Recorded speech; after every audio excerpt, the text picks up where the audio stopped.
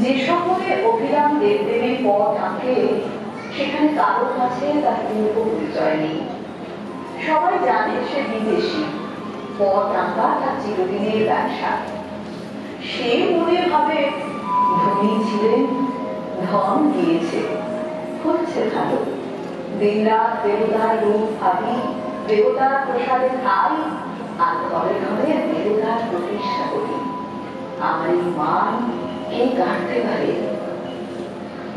এমন সময় দেশের রাজমন্ত্রী মারা গেল। বিদেশ থেকে নতুন এক মন্ত্রীকে রাজা আদর করে আনলেন। সেদিন তাই নিয়ে শহরে খুব ধুম। কেবল অভিরামের তুলেই সেদিন চলল না।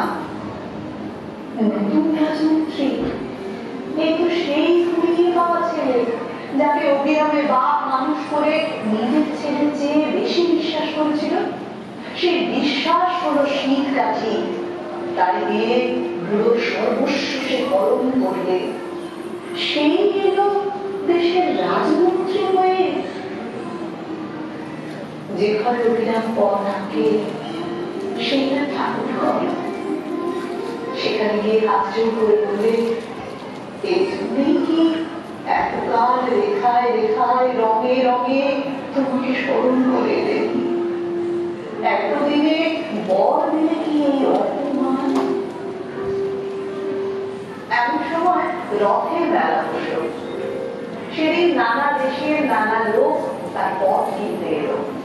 সেই ভিড়ের মধ্যে এলো একটি ছেলে, তার আগে পিছে লোক লস্কর। সে একটি পথ বেছে নিয়ে বললে, আমি কিনবো। অভিরাম তার নকলকে জিজ্ঞাসা করলে, ছেলেটি কে? সে বললে, আমাদের রাজমন্ত্রীর একমাত্র ছেলে।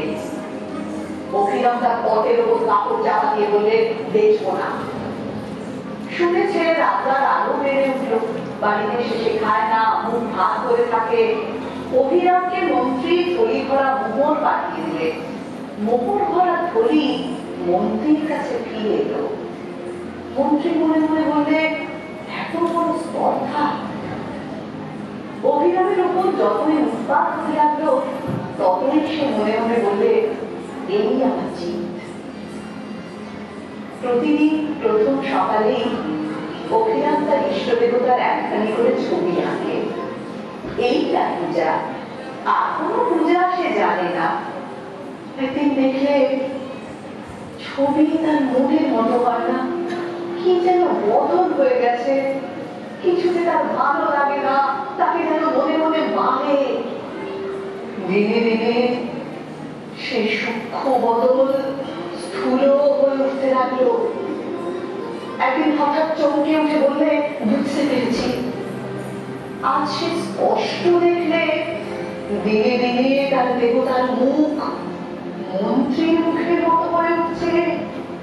তুলি মাটিতে ফেলে দিয়ে বললে, মন্ত্রীর জিত হলো।